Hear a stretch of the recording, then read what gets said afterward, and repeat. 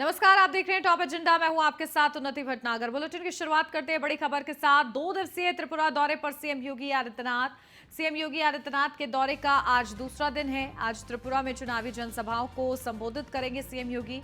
कार्यकर्ताओं को भी जीत का मंत्र सौंपेंगे। तो स्टार प्रचारक के रूप में सीएम योगी आदित्यनाथ का 2 दिवसीय त्रिपुरा का दौरा है। विधानसभा चुनाव है त्रिपुरा में और इसी के लिए सीएम योगी आदित्यनाथ 2 दिवसीय दौरे पर पहुंचे हुए हैं।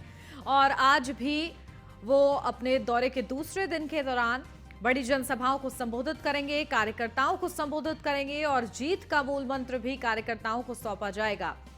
तो ये महत्वपूर्ण दौरा है त्रिपुरा का सीएम योगी आदित्यनाथ का 2 दिवसीय, जिस दौरान आज भी उनके बड़े कार्यक्रम निर्धारित हैं। अपडेट लेते हैं, हमारे संवाददाता अश्विनी द्विवेदी हमारे साथ जुड़ गए हैं। अश्विनी, क्या कुछ जानकारी? देखिए, 2 दिवसीय त्रिपुरा का दौरा है सीएम योगी आदित्यनाथ का, स्टार प्रचारक के रूप में पहुंचे हुए हैं, जनसभाओं को संबोधित करना है। किस तरीके से हुंकार भरेंगे सीएम योगी? बिल्कुल, अगर बात करें मुख्यमंत्री योगी आदित्यनाथ का 2 दिवसीय त्रिपुरा दौरा है और कल वो त्रिपुरा पहुंचे थे। कल भी उन्होंने तमाम लोगों से मुलाकात की थी। आज भी जनसभाओं को संबोधित करेंगे। अगर बात करें त्रिपुरा की, तो त्रिपुरा में इस बार जो चुनाव हो रहे हैं उसमें कहीं ना कहीं त्रिकोणीय श्रृंखला है, क्योंकि जिस तरीके से ममता बनर्जी के पार्टी के नैरेटिव एंट्री वहां पर हुई है, जिसके बाद कहीं ना कहीं जो मामला था त्रिकोणीय हो गए, जिसके बाद कहीं ना कहीं भारतीय जनता पार्टी ने अपने सबसे भरोसेमंद खिलाड़ी को वहां उतारा है और भारतीय जनता पार्टी की ओर से मुख्यमंत्री योगी आदित्यनाथ वहां पहुंचे हैं चुनाव प्रचार करने के लिए। निश्चित तौर पर इससे पहले भी देखा गया तमाम जो प्रदेशों में चुनाव हुए, चाहे वो राजस्थान पिछला चुनाव रहा हो या फिर मध्य प्रदेश का रहा हो या फिर हाल ही में हिमाचल प्रदेश और गुजरात का चुनाव संपन्न हुआ, हर जगह मुख्यमंत्री योगी आदित्यनाथ का सबसे ज़्यादा डिमांड होती है, उनकी स्वच्छंद छवि की डिमांड होती है। साथ ही साथ जो उन्होंने कानून व्यवस्था को लेकर के उत्तर प्रदेश के अंदर कदम उठाए, साथ ही साथ जो रोजगार और निवेश को लेकर के काम कर रहे हैं, इसको लेकर के कहीं ना कहीं लोग उनको पसंद कर रहे हैं। निश्चित तौर पर उनकी बुलडोजर नीति जो है काफ़ी कारगर साबित हो रही है और दूसरे प्रदेश की जो जनता है वो इसको काफ़ी पसंद कर रही है। तमाम जगह देखा जाता है कोई अपराध होता है तो उसके वहाँ की जनता सीधे तौर पर बोलती है कि मुख्यमंत्री योगी आदित्यनाथ जैसे उत्तर प्रदेश में कार्रवाई करते हैं अपराधियों पर, वैसी ही कार्रवाई हर प्रदेश में क्यों नहीं होती। निश्चित तौर पर त्रिपुरा दौरा है, त्रिपुरा दौरे मुख्यमंत्री पहुंचेंगे, निश्चित तौर पर वहाँ पर तमाम जनसभाओं को संबोधित करेंगे और कहीं ना कहीं एक बार फिर भाजपा के पक्ष में माहौल बनाने की कोशिश होगी। हालांकि अभी तक का अगर रिकॉर्ड देखें, मुख्यमंत्री की जिन सीटों पर प्रचार करते हैं उन सीटों में जो भाजपा का परफॉर्मेंस होता है बेहतर होता है। पश्चिम बंगाल जो सबसे टफ चुनाव भारतीय जनता पार्टी के लिए था, वहां पर भी सबसे टफ सीटों की जिम्मेदारी उत्तर प्रदेश के मुख्यमंत्री योगी आदित्यनाथ को दी गई थी। उन्होंने उस जिम्मेदारी को बखूबी निभाया था और 70 से 80% सीटें जिन सीटों पर मुख्यमंत्री योगी आदित्यनाथ ने प्रचार किया था वो भारतीय जनता पार्टी के खाते में आई थी। निश्चित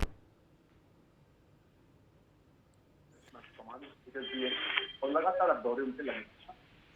बिल्कुल। और देखिए, कहीं ना कहीं उत्तर प्रदेश में जो काम सीएम योगी आदित्यनाथ कर रहे हैं उससे उनकी जो लोकप्रियता स्थापित हुई है वो कहीं ना कहीं बहुत फायदेमंद रहती है भारतीय जनता पार्टी के लिए, चाहे कहीं भी चुनाव क्यों ना हो। तो उसका भी जिक्र सीएम योगी आदित्यनाथ कर सकते हैं आज। बिल्कुल, किसी भी प्रदेश में अगर कानून व्यवस्था बेहतर होती है तो निश्चित तौर पर वहाँ की जनता सुकून से रहती है और वो कानून व्यवस्था जब पूरे देश में फैलती है कि उस प्रदेश की कानून व्यवस्था बेहतर है, उस प्रदेश में ये चीज़ बेहतर है, तो निश्चित तौर पर वहाँ की जो जनता होती है वो भी चाहती है कि वहाँ पर भी ऐसा विकास हो। उत्तर प्रदेश ने सरकार ने पिछले 5 सालों में जिस तरीके से बेतहाशा जो अपराधियों पर कार्रवाई की, जिस तरीके से निवेश के लिए माहौल बनाया, व्यापार के लिए माहौल बनाया, निश्चित तौर पर वो काबिले तारीफ है। और उसका एक बड़ा उदाहरण अभी ग्लोबल इन्वेस्टर समिट है, जिसमें अरबों खरबों रुपए का निवेश जो है वो उत्तर प्रदेश के अंदर आने वाला है। तो निश्चित तौर पर मुख्यमंत्री ने जब कोविड काल था उस समय ही कहा था कि उत्तर प्रदेश की जनता है, अब उसको प्रदेश के बाहर कमाने खाने के लिए नहीं जाना पड़ेगा, उसको उत्तर प्रदेश के अंदर ही रोजगार मिलेगा। निश्चित तौर पर उसको लेकर के एक संकल्प मुख्यमंत्री ने लिया था और संकल्प धीरे धीरे अब पूरा हो रहा है और उसको लेकर के एक बड़ा निवेश उत्तर प्रदेश में होगा, जिससे लोगों को उत्तर प्रदेश के अंदर ही रोजगार मिलेगा, अपने घर के आसपास ही रोजगार मिलेगा। निश्चित तौर पर जब इस तरीके की नीतियां होती हैं तो ये नीतियां दूसरे प्रदेश के लोग पसंद करते हैं और कहीं ना कहीं जब मुख्यमंत्री त्रिपुरा के दौरे पर हैं तो वहां की जनता को गिनाएंगे कि किस तरीके से उत्तर प्रदेश ने डबल इंजन की सरकार के रहते हुए डेवलपमेंट की जो राह पकड़ी थी उसको रफ्तार दी। साथ ही साथ जो वहाँ पर कार्यकर्ता होंगे उनको कहीं ना कहीं उनके अंदर जोश भरने का काम मुख्यमंत्री योगी आदित्यनाथ करेंगे, क्योंकि माना जाता है कि उन जो मुख्यमंत्री के बोलने का तरीका है, जो लोगों को सामने बात रखने का तरीका है, उससे लोग उनके फैन हो जाते हैं, उनके मुरीद हो जाते हैं। और निश्चित तौर पर ऐसे में कहीं ना कहीं जब मुख्यमंत्री अब वहां पर जाकर के भारतीय जनता पार्टी के जो नेता होंगे, जो कार्यकर्ता होंगे, जब उनको संबोधित करेंगे तो निश्चित तौर पर उनके अंदर भी जोश आएगा और एक नई ऊर्जा के साथ वो चुनाव प्रचार में लगेंगे। जी बिल्कुल, और इसी के लिए उनका महत्वपूर्ण ये दौरा माना जा रहा है। बहुत शुक्रिया अश्विनी आपका, लेकिन बने रहिए आप हमारे साथ। बढ़ते हैं आगे, दिल्ली से अब खबर। बीजेपी संसदीय दल की बैठक है आज। पीएम मोदी कर सकते हैं सांसदों को संबोधित। सुबह 9:30 बजे संसदीय दल की बैठक होगी। लोकसभा और राज्यसभा के सांसद इसमें हिस्सा लेंगे। इस बैठक में महत्वपूर्ण मुद्दे उठाए जाएंगे। 2024 नजदीक है, उसको लेकर भी चर्चा रहेगी। साथ ही साथ बजट सत्र चल रहा है, उसको लेकर विपक्ष की तरफ से जो बड़े मुद्दे उठाए जा रहे हैं उनको लेकर क्या रणनीति बनानी है, क्या उस पर जवाब देना है, इसको लेकर भी मंथन रहेगा। और प्रधानमंत्री नरेंद्र मोदी इसकी अध्यक्षता करने वाले हैं संसदीय दल की बैठक की। तो बेहद ही ज्यादा खास ये बैठक है। इस बैठक में आगे आने वाले मुद्दों को लेकर रणनीति बनाई जाएगी। विधानसभा चुनाव हो या फिर लोकसभा चुनाव हो, उसको लेकर भी मंथन होगा। प्रधानमंत्री नरेंद्र मोदी संबोधित करेंगे राज्यसभा और लोकसभा सांसदों को।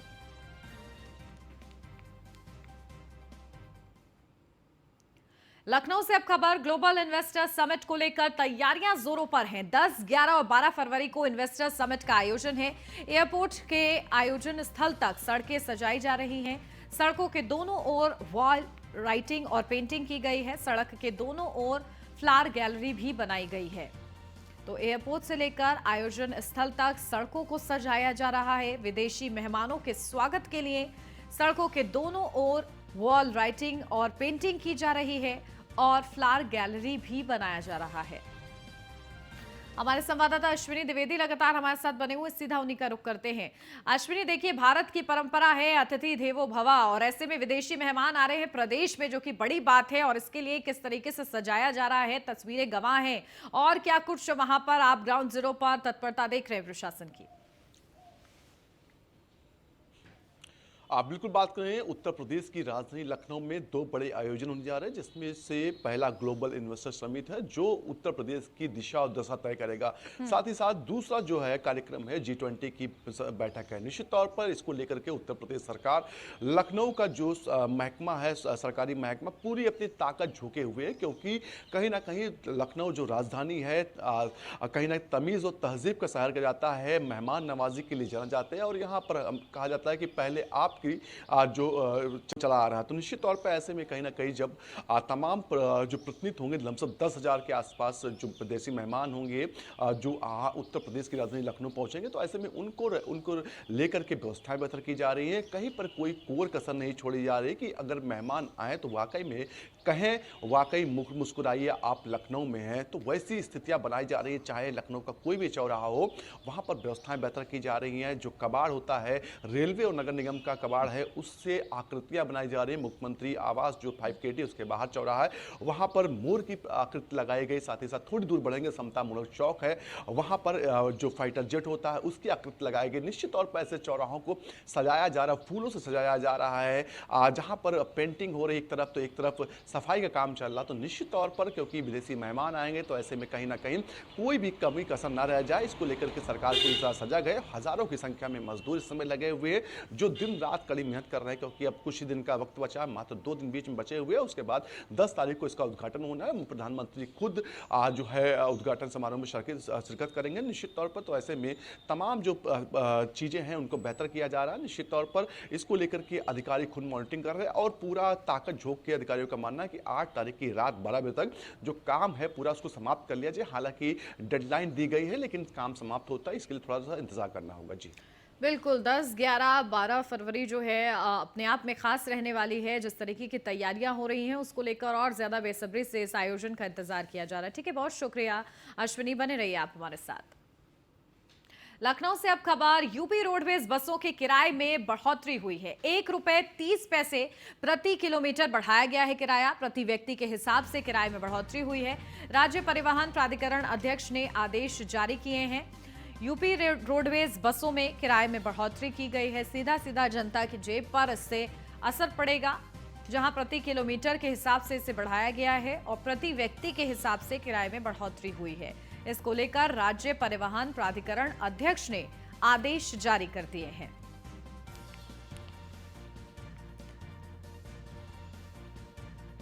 तो यूपी रोडवेज बसों के किराए में बढ़ोतरी हुई है। अश्विनी हमारे संवाददाता बने हुए हैं, सीधा उन्हीं का रुख करते हैं।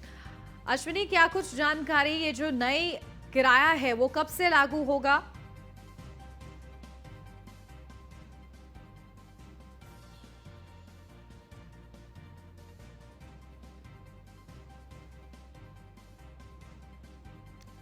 चलिए, शायद अभी अश्विनी तक आवाज नहीं पहुंच रही है, लेकिन किस तरीके से किराए में बढ़ोतरी की गई है ये आपको बता रहे हैं। 1 रुपये 30 पैसे प्रति व्यक्ति के हिसाब से इसे बढ़ाया जा रहा है, प्रति किलोमीटर के हिसाब से।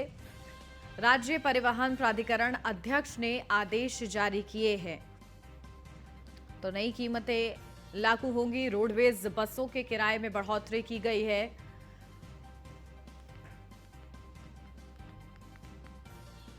तो 1 रुपये 30 पैसे प्रति किलोमीटर किराया बढ़ाया गया है रोडवेज बसों का, यानी कि जो यात्री हैं अब उनको 1 रुपये 30 पैसे ज्यादा देने होंगे हर किलोमीटर के हिसाब से। अपडेट लेते हैं, अश्विनी हमारे संवाददाता जुड़ गए हमारे साथ। अश्विनी, क्या जानकारी? देखिए, नए रोडवेज बसों का जो किराया है उसमें जो नई कीमतें हैं वो कब से लागू होंगी? बिल्कुल, अगर बात करें जो रोडवेज बसें की जो बढ़ी हुई कीमतें हैं वो रात 12 बजे से लागू हो चुकी हैं। निश्चित तौर पर ऐसे में कहीं ना कहीं जो लोग हैं, जो आम जनता है, रोज सफ़र करने वाले लोग, उनको परेशानी का सामना करना पड़ेगा। हालांकि काफ़ी लंबे समय से इंतज़ार कर रहे थे, कई बैठकें हुई कि किराए में बढ़ोतरी हो, लेकिन हर बार कहीं ना कहीं इनकार किया गया कि इस बार बढ़ोतरी नहीं होगी। लेकिन आखिरकार कल ये बढ़ोतरी कर दी गई और 25 पैसा प्रति किलोमीटर लमसम रोडवेज का किराया वो अब बढ़ाया गया है।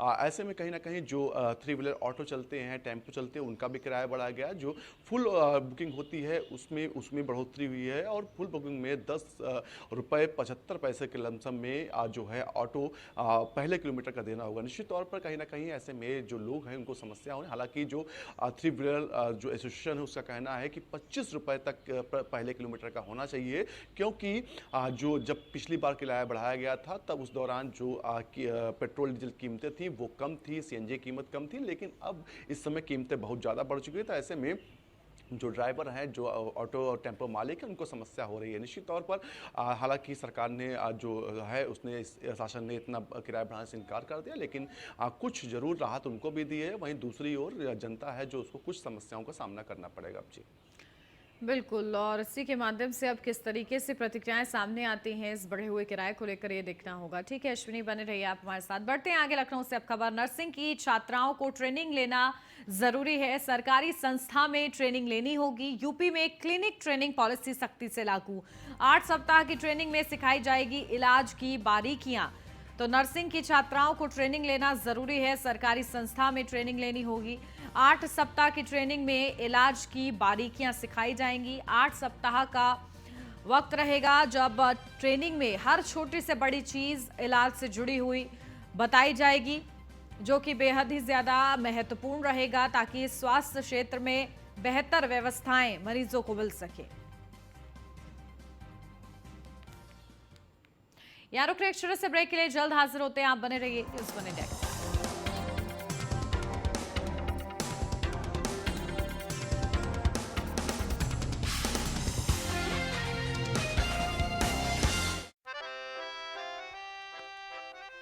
डैडी को पसंद क्लासिकल गाना और बेटा यमला पगला दीवाना, दोनों के अलग है रंग पर दोनों का एक अनोखा स्वाद।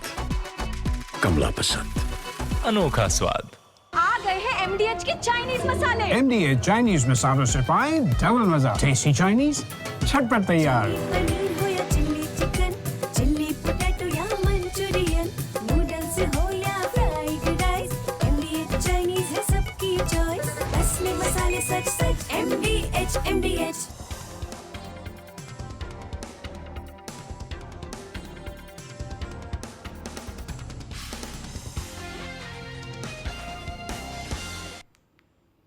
ब्रेक के बाद स्वागत है आपका न्यूज़ वन इंडिया में। बढ़ते आगे, बजट सत्र को लेकर तैयारियां की जा रही हैं। उत्तर प्रदेश सरकार बजट सत्र को लेकर तैयारी कर रही है। 20 से 26 फरवरी तक बजट सत्र चलेगा, जहां योगी सरकार बजट पेश करेगी उत्तर प्रदेश के लिए। इसमें क्या कुछ खास रहेगा, किस तरीके से प्राथमिकता रहेगी, ये खास रहने वाला है। फिलहाल तैयारियों में यूपी सरकार जुटी हुई है। जनता को किस तरीके से राहत मिलती है, प्रदेशवासियों को कैसे राहत पहुंचाई जाती है बजट के माध्यम से, सभी की निगाहें इस पर रहेंगी। तो बजट सत्र को लेकर ये बड़ी खबर आपको बता रहे हैं, जहां 20 से 26 तक चलने वाला है सत्र, बजट सत्र उत्तर प्रदेश के लिए, और इसी की तैयारियों में प्रशासन जुटा हुआ है। योगी सरकार को बजट पेश करना है और इसके लिए महत्वपूर्ण बिंदुओं पर विचार विमर्श किया जा रहा है। यूपी सरकार बजट की तैयारियों में जुटी हुई है। तो बजट सत्र में अडानी मुद्दा भी उठ सकता है, इसको लेकर भी संभावनाएं बनी हुई हैं। लखनऊ से अब खबर, MVVNL ने दोबारा निकाला है टेंडर, जहां MVVNL ने स्मार्ट प्रीपेड मीटर के लिए टेंडर जारी किया है। नए पुराने टेंडर निरस्त करने के बाद नया टेंडर जारी किया गया है। विद्युत उपभोक्ता परिषद ने नियामक आयोग में दायर की है याचिका। छोटे छोटे क्लस्टर में स्मार्ट मीटर टेंडर निकालने की मांग है। MVVNL ने निरस्त किया था अडानी को मिलने वाला टेंडर, जिसके बाद अब नए टेंडर को जारी किया गया है। छोटे छोटे क्लस्टर में स्मार्ट मीटर टेंडर निकालने की मांग की गई है। तो ये बड़ी अपडेट है, जहां MVVNL ने निरस्त किया था अडानी का टेंडर, अब दोबारा से टेंडर जारी किया गया है। नया टेंडर ये जारी हुआ है, जहां स्मार्ट प्रीपेड मीटर के लिए ये टेंडर जारी किया गया है।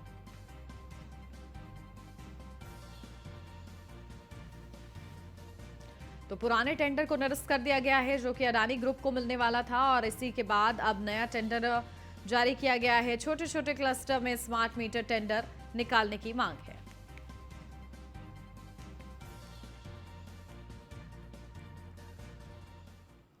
मेरठ से अब खबर, युवती को प्रेम विवाह करना भारी पड़ा है। पति ने अपने दोस्तों से अवैध संबंध बनवाए हैं। कोल्ड ड्रिंक में नशीला पदार्थ देकर दुष्कर्म किया, मारपीट कर युवती को घर से बाहर निकाल दिया।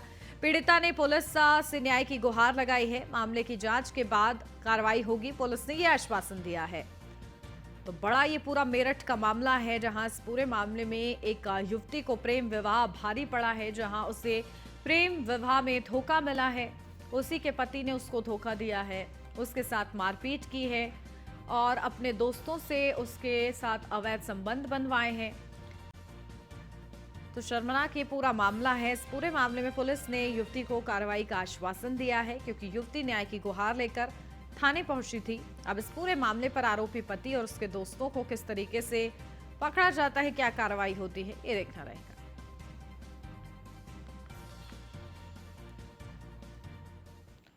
मेरठ से अगली खबर, पति की 2 पत्नियों ने जमकर पिटाई की है। पुलिस चौकी के सामने पति को लात घूंसों से पीटा है। मौके पर मौजूद पुलिसकर्मी देखते रहे तमाशा।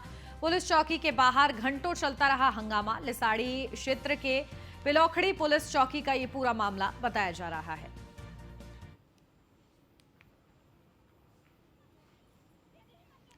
तो 2 पत्नियां देखिए आपस में एक दूसरे को किस तरीके से पीट रही हैं। मौके पर मौजूद पुलिसकर्मी देखते रहे हैं तमाशा।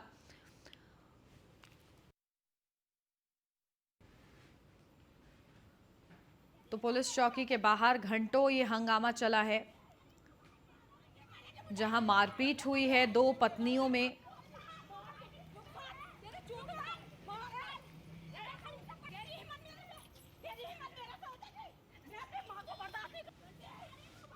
तो पुलिस चौकी के सामने ही ये पूरा तमाशा होता रहा, हंगामा होता रहा और पुलिसकर्मी से देखते रहे।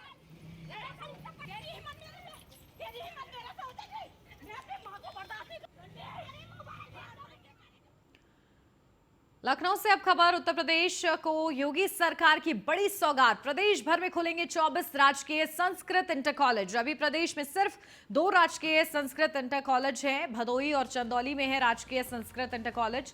माध्यमिक शिक्षा निदेशक ने DIOS को भूमि के लिए पत्र लिखा है। यूपी सरकार ने माध्यमिक शिक्षा निदेशालय से प्रस्ताव मांगा है। तो बड़ी सौगात उत्तर प्रदेश के लिए सीएम योगी आदित्यनाथ की तरफ से भदोही और चंदौली में है राजकीय संस्कृत इंटर कॉलेज। यूपी सरकार ने माध्यमिक शिक्षा निदेशालय से प्रस्ताव मांगा है और ऐसे में जल्द ही संस्कृत विद्यालय खुलेंगे। माध्यमिक शिक्षा निदेशक ने डीआईओएस को भूमि के लिए प्रस्ताव भेजा है। जौनपुर से अब खबर, डिप्टी एसपी अनिरुद्ध के खिलाफ गिरफ्तारी वारंट जारी। अग्रिम आदेश तक वेतन रोकने का भी कोर्ट ने आदेश दिया है। डिप्टी एसपी अनिरुद्ध को गिरफ्तार कर पेश करने का आदेश है। 17 फरवरी को कोर्ट में हाजिर करना सुनिश्चित करें। हत्या के मामले में गवाही देने नहीं जा रहे deputy SP Aniruddh. Deputy SP Aniruddh की चंदौली के मुगलसराय में तैनाती है, तो 17 फरवरी को कोर्ट में हाजिर करना सुनिश्चित करें। हत्या के मामले में गवाही देने नहीं जा रहे deputy SP Anirudh.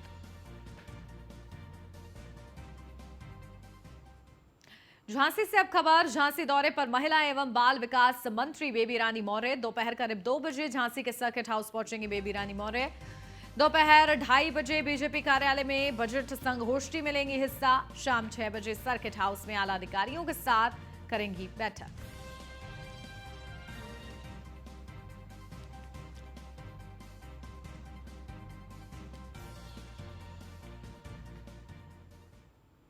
CM Yogi Adityanath Mathura के जीएलए विश्वविद्यालय के दीक्षांत समारोह में बतौर मुख्य अतिथि शामिल हुए। सीएम योगी ने जीएलए विवि के 11वें दीक्षांत समारोह में उपाधि प्रदान की। इस मौके पर उन्होंने कहा है कि भारत में गुरुकुल शिक्षा की परंपरा बेहद पुरानी है और दीक्षांत समारोह उसी से जुड़ा है। सीएम योगी ने कहा कि हमारी सरकार ने राष्ट्रीय शिक्षा नीति को यूपी में पूरी तरह से लागू करने का फैसला किया है। इससे कौशल विकास के साथ रोजगार के मौके भी पैदा होंगे। ये आज समय की जरूरत है। अंशुल बंसल, रजत पदक प्राप्त करता कृष्णा राजपूत, रतन गौरव,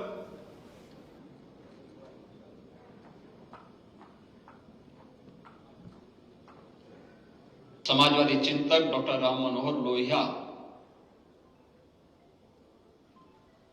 की रचनाओं को देखता हूं। डॉक्टर राम मनोहर लोहिया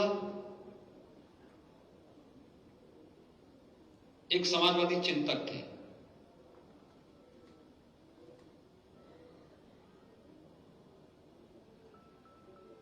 हो सकता है कि उनका मंदिरों में जाना न रहा हो, लेकिन जब उनसे एक बार पूछा गया कि भारत की एकता, इसकी एकात्मता और अखंडता के आधार बिंदु क्या है, उन्होंने इस पे विस्तार से लिखा भी है।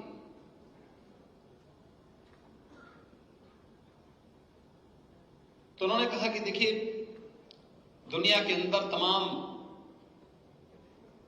देश बने हैं, बिगड़े हैं, परंपराएं आई हैं, समाप्त हुई हैं, लेकिन अगर भारत बना हुआ है, इसके पीछे 3 महापुरुषों का सर्वाधिक योगदान है। उन्होंने शब्द महापुरुष कहे थे। उन्होंने कोई ईश्वर नहीं कहा, कोई भगवान नहीं कहा। उन्होंने कहा ये 3 हैं जिन पर जब तक भारत की आस्था रहेगी तब तक भारत बना रहेगा। और ये 3 हैं, एक राम, एक कृष्ण और एक शिव। पूरब से पश्चिम से जोड़ने का कार्य, और राम ने त्रेता युग में आज से उससे भी बहुत पूर्व उत्तर से दक्षिण तक जोड़ने का कार्य किया था। उत्तर से दक्षिण तक की जो सीमाएं भगवान राम ने हजारों वर्ष तय की थी, भारत की वही सांस्कृतिक सीमा आज राजनीतिक सीमा के रूप में भी है। 12 ज्योतिर्लिंगों के माध्यम से पूरे भारत को एकता के सूत्र में जोड़ने के कार्य भगवान शिव के द्वारा अलग अलग स्थलों पर जिस श्रद्धा भाव के साथ भगवान शिव के प्रति भारत की आस्था आज भी जुड़ी हुई है। आज देश के यशस्वी प्रधानमंत्री जी ने कोरोना कालखंड में राष्ट्रीय शिक्षा नीति देश के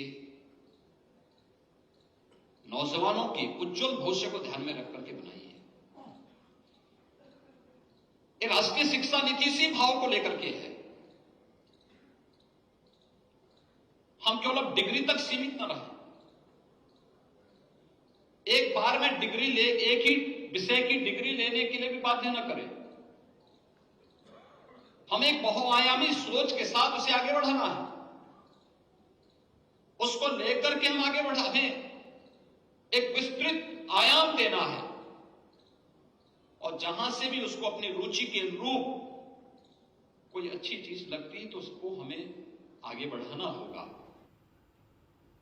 और इसी के साथ इस बुलेटिन में बस इतना ही। खबरों का सिलसिला आगे भी जारी है। आप बने रहिए न्यूज़ 1 इंडिया के साथ।